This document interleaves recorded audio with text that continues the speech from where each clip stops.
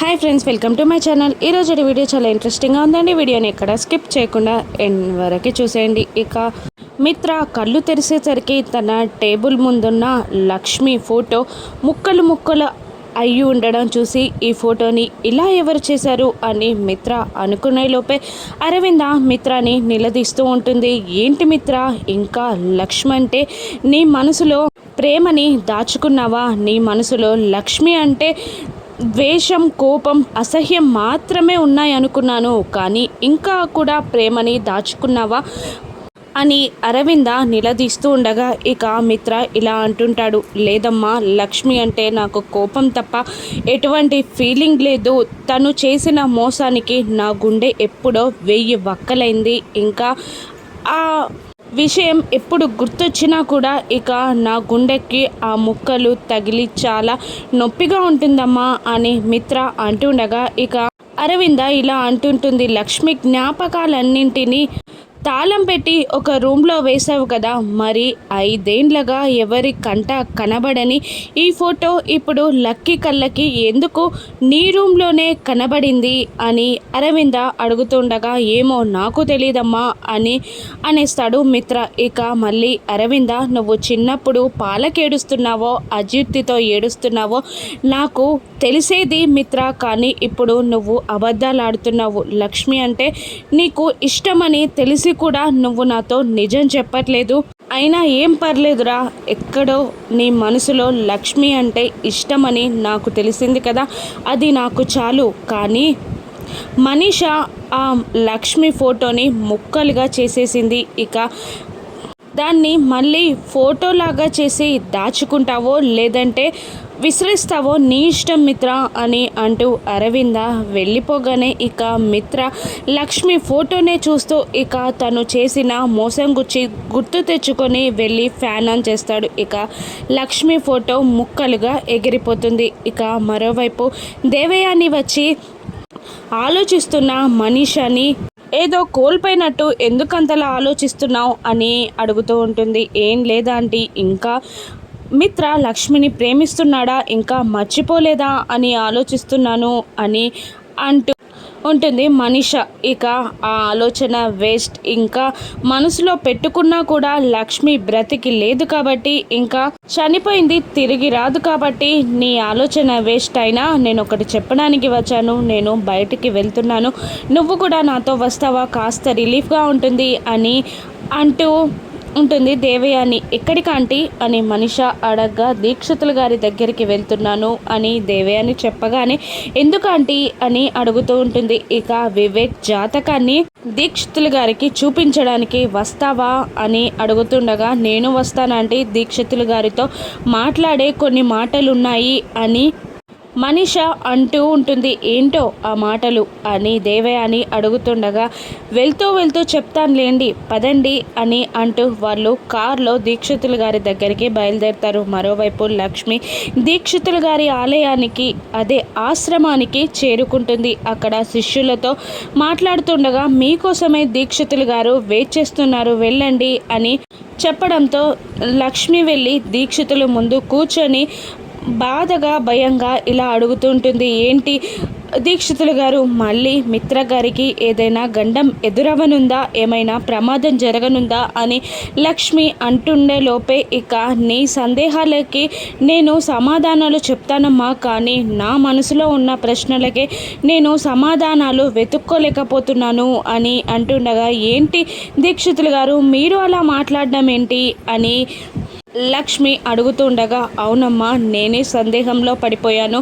అది మిత్ర జాతం గురించి. ఇప్పుడు మిత్రకి రాబోయే గండం అతి పెద్ద గండం, ప్రమాదం కూడా ఊహించని రీతిలో ఉంటుంది. ఇంకా ఇంతకుముందు మిత్రకు వచ్చిన గండాలకి పరిష్కారాలున్నాయి, ప్రమాదాలని కూడా ఎదుర్కోవచ్చు. కానీ ఇప్పుడు వచ్చే గండాన్ని ఆపే శక్తి కానీ పరిష్కారం చూసే మార్గం కానీ నాకు కనిపించట్లేదమ్మా అందుకే నేను అలా అంటున్నాను అని అంటూ ఉంటారు దీక్షితులు గారు. అదేంటి దీక్షితులు గారు, మీరు అలా మాట్లాడడం ఏంటి? మీరు తలుచుకుంటే అసాధ్యమైన పనే ఉండదు, మీరు ఎలాగైనా దానికి మార్గం చూడండి అని లక్ష్మి అంటుండగా ఇక దీక్షితులు గారు, నేను అలా అనడానికి కూడా ఒక కారణం ఉందమ్మా. మిత్ర జాతకాన్ని కాపాడడానికి, మిత్రాన్ని కాపాడడానికి అడవిలో ఉన్న అమ్మవారి దగ్గర నిద్ర చేయడానికి వెళ్ళాను. కానీ అక్కడ అమ్మవారి పాదాల దగ్గర ఉన్న దీపం మంటల్లోనే ఇక ఆ మిత్ర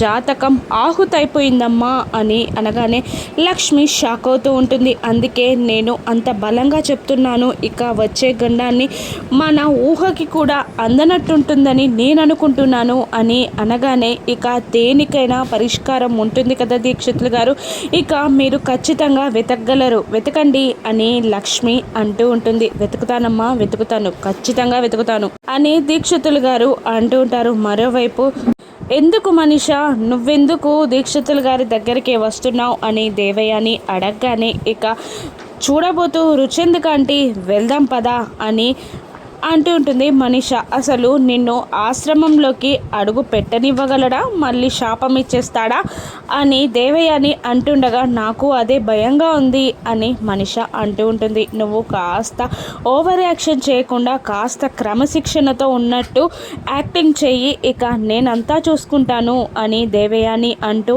ఇక ఆశ్రమంలోకి వెళ్ళగానే అక్కడున్న శిష్యులు అడ్డుకుంటారు వీళ్ళని. ఇక వేరే అమ్మాయి ఉంది లోపల అని శిష్యులు చెప్తూ ఉండగా, మేము నందన్ కుటుంబం నుండి వచ్చాం, మాకు అపాయింట్మెంట్ అవసరం లేదు అని అంటూ వాళ్ళ మాట వినకుండా ఇక మనీషా దేవయాని లోపలికి వస్తుండగా దీక్షితులు గారి దగ్గరున్న లక్ష్మి మిర్రర్లో నుండి వాళ్ళని చూసి తన ముఖానికి తన నెత్తి మీద నుండి కొంగుని కప్పుకుంటుంది. ఇక మనీషా దేవయాని రాగానే దీక్షితులు గారు మనీషాపై మండిపడుతూ ఉంటారు. నువ్వు నా ఆశ్రమానికి ఎందుకు వచ్చావు? నీ కాళ్ళు కూడా నా ఆశ్రమంలో పెట్టడానికి వీల్లేదు, వెళ్ళిపో అని దీక్షితులు గారు తిడుతూ ఉండగా ఇక దేవయాని, మీరు పూజ్యులు, దైవ సమానులు, చాలా శ్రమ గుణం కలవారు, ఇక తను చిన్నపిల్ల, తప్పు చేసే వయసు గలది, మీరే క్షమించాలి అని అంటుండగా మనిష కూడా ఓవర్ యాక్షన్ చేస్తూ, ఏదో చిన్న తప్పు చేశాను, ఇంకొకసారి అటువంటి పనులు చేయను, నన్ను క్షమించండి, ఇక నార్మల్గా బ్రతుకుతున్నాను నేను అని మనిష అంటూ ఉంటుంది. ఇక దీక్షితులు గారు తల ఊపుతూ ఉంటారు. ఎందుకు వచ్చారు అని దీక్షితులు గారు అడగగానే దేవయాని ఇలా అంటుంటుంది. నా కొడుకు పెళ్లి చేయడానికి నిశ్చయించుకున్నాను, ఒక అమ్మాయిని కూడా చూశాను, ఇక ముహూర్తం కూడా నిర్ణయించాను, అది ఎలా ఉందో మీకు చూపిద్దామని వచ్చాను, తీసుకోండి అంటూ ఒక కాగితాన్ని దీక్షితులు గారికి ఇవ్వగానే ఇక ఆ కాగితాన్ని చూస్తూ దీక్షితులు గారు, ఏంటి జానుతో పెళ్లి చేయాలని మీరు అనుకున్నారు కదా అని దీక్షితులు గారు అడగగానే ఇక దేవయాని, మా అక్క అనుకుంది, నేను కాదు, అయినా నేను వేరే అమ్మాయితో పెళ్లి చేయడానికి నిశ్చయించుకున్నాను, ఆ ముహూర్తం మాత్రం చూసి చెప్పండి అని దేవయాని అనగానే ఇక లక్ష్మి ఇలా అనేస్తుంది. దీక్షితులు గారు మొన్న ఈ మధ్యలో కూడా ఇలాగే ఒక ఉన్నింటి అబ్బాయికి ఇష్టం లేకుండా వాళ్ళ పెద్దవాళ్ళు వేరే అమ్మాయినిచ్చి పెళ్లి చేయగానే పెళ్లి తెల్లారినాడే అబ్బాయి పారిపోయాడంట, చాలా సంపన్నుడంట, కోట్ల ఆస్తికి వారసుడంట, అయినా కానీ వాళ్ళ పెద్దవాళ్ళు చెప్తే వినకుండా పెళ్లి చేసేసరికి పారిపోయాడంట పాపం అని లక్ష్మి అంటుండగా, ఉచిత సలహాలు నాకు అవసరం లేదు, నా కొడుకు నా మాట జవదాడడు అని దేవయాని లక్ష్మిని బెదిరిస్తూ ఉండగా ఇక మళ్ళీ లక్ష్మి, ఆ అమ్మ కూడా అలాగే అనుకుందంట, కానీ ఆ అబ్బాయి వెళ్ళిపోయింది కదా, జాగ్రత్తగా ఉండమని చెప్తున్నాను అంతే అని లక్ష్మి అంటూ ఉంటుంది. నాకు ఉచిత సలహాలు అవసరం లేదు, ముహూర్తం గురించి చెప్పండి దీక్షితులు గారు అనగానే, ముహూర్తం చాలా బాగుందమ్మా, ఖచ్చితంగా పెళ్లి జరుగుతుంది అని దీక్షితులు గారు చెప్పేస్తారు. ఇక మనీష, నాదొక చిన్న సందేహం గురువు గారు, లక్ష్మి బ్రతికే ఉందా అనగానే లక్ష్మి దీక్షితులు గారికి చెప్పొద్దు అని సైగ చేస్తూ ఉన్నా కూడా ఇలా అంటూ ఉంటారు దీక్షితులు గారు. దుష్టులు తొందరగా చచ్చిపోతారే తప్ప ఇతరులకు సహాయం చేసేవారు వాళ్ళ కర్తవ్యం నిర్వహించే వరకు దేవునిలో ఐక్యం కారు అని అనేస్తారు దీక్షితులు గారు. అంటే లక్ష్మి బ్రతికే ఉందా అని మళ్ళీ మనీష అడుగుతుండగా అవును బ్రతికే ఉంది అని అనేస్తారు దీక్షితులు గారు. ఎక్కడుంది, ఎలా ఉంది అని మనీష మళ్ళీ అడుగుతుండగా ఎక్కడైనా ఉండొచ్చు, ఎప్పుడైనా రావచ్చు, మీ చుట్టుపక్కలే మీరు చూడలేకుండా ఉండొచ్చు, అంతెందుకు కొన్ని సందర్భాల్లో మీ పక్కనే ఉండొచ్చు అని దీక్షితులు గారు చెప్తూ ఉండగా ఇక తను తిరిగి వస్తే తన కుటుంబానికి ప్రమాదం అని తెలిసినాక కూడా తిరిగి వస్తుందా, రాదులే అని అంటూ ఓ ముసుగులేడి నీ అభిప్రాయం చెప్పు అనగానే ఇక జరిగిందంతా గుర్తు తెచ్చుకొని లక్ష్మి ఇలా చెప్తూ ఉంటుంది. లేదు, ఆ అమ్మాయి తిరిగి రాదు, తన కుటుంబమే తన జీవితం కన్నా ముఖ్యమని నమ్మిన ఆ అమ్మాయి తను తిరిగి వస్తే తన కుటుంబానికి ప్రాబ్లం అని తెలిసినప్పుడు తను తిరిగి రాదు అని లక్ష్మి అనగానే మనీషా సంతోషిస్తూ thank you for your opinion అంటూ అక్కడి నుండి వెళ్ళిపోతుంది. ఇక ఏంటి నిజంగానే వివేక్కి పెళ్లి జరుగుతుందా అని లక్ష్మి దీక్షితులు గారిని అడుగుతూ ఉండగా ఇక దీక్షితులు గారు ఇలా అంటుంటారు, వివేక్ జాతక ప్రకారం ఇక ఆ ముహూర్త బలం ప్రకారం ఖచ్చితంగా వివేక్కి పెళ్లి జరుగుతుంది. కానీ అది దేవయాని చూసిన అమ్మాయితోనో నువ్వు ప్రయత్నిస్తే జానుతోనో ఖచ్చితంగా నేను చెప్పలేను, ప్రయత్నించు అనగానే లక్ష్మి సరే అని అక్కడి నుండి వెళ్ళిపోతూ ఉంటుంది. ఇక మిత్రకి రాబోయే గండం నుండి లక్ష్మి కాపాడగలదా, వివేక్ జానుల పెళ్లి లక్ష్మి జరిపించగలదా, రానున్న ఎపిసోడ్స్లో చూద్దాం. Thank you for watching.